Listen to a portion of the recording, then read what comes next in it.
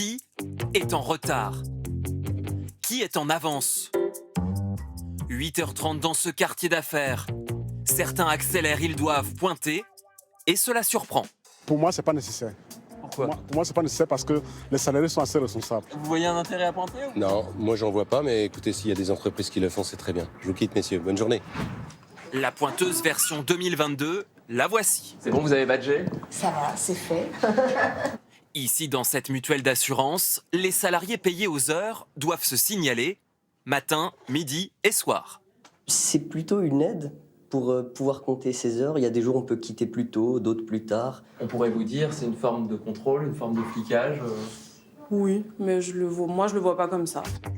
Les salariés, donc, peuvent aménager leur emploi du temps. Arriver jusqu'à 9h30, partir dès 16h30, mais ils doivent travailler 35 heures par semaine. Je suis avec France 2.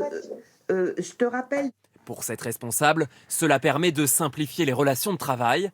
Tout peut être vérifié.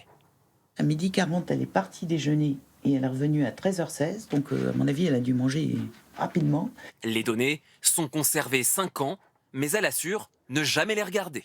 C'est vraiment qu'en cas très extrême, et il faudrait qu'on soit sur un dossier plutôt sensible collaborateur. Mais sinon, vous n'allez pas sur ce... Non. Des badgeuses qui ne ressemblent plus tout à fait aux pointeuses d'autrefois.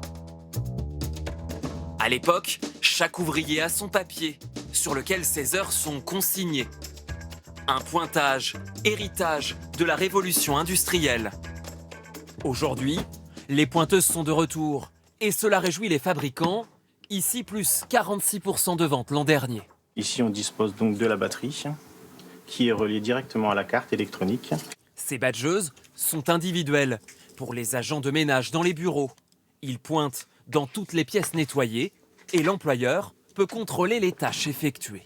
Ils peuvent leur mettre donc soit autour du cou grâce à leur encoche ou alors directement dans leur poche. Il y a les pointeuses physiques, mais aussi les pointeuses numériques, imaginées par ces petits génies de l'informatique. Ok Nils, du coup sur leur application, vous pointez. Vous pouvez aussi être géolocalisé. Regardez ici les déplacements, les rondes d'un agent de sécurité. Si on se met sur un point, on voit exactement à quelle heure il était présent, à quelle vitesse même il marchait. Là, vous savez tout. On ne sait pas s'il bossait ou pas, mais on sait où il était. Mais alors, jusqu'où aller? Certains ont déjà demandé à leurs salariés de pointer, avec empreinte, photo ou vidéo. Des pratiques retoquées par la CNIL, la Commission de l'informatique et des libertés dans la plupart des cas. Quel que soit le type de badgeuse, pour cet avocat, les salariés doivent être informés. Les dérives, c'est tout système de contrôle qui n'a pas été présenté globalement et dans son intégralité et aux représentants du personnel et aux salariés qui le contrôlent. Si c'est pas fait, ça peut être retoqué et même le salarié pourrait invoquer un préjudice. Ces dernières années, plusieurs employeurs ont été mis en demeure pour collecte excessive de données.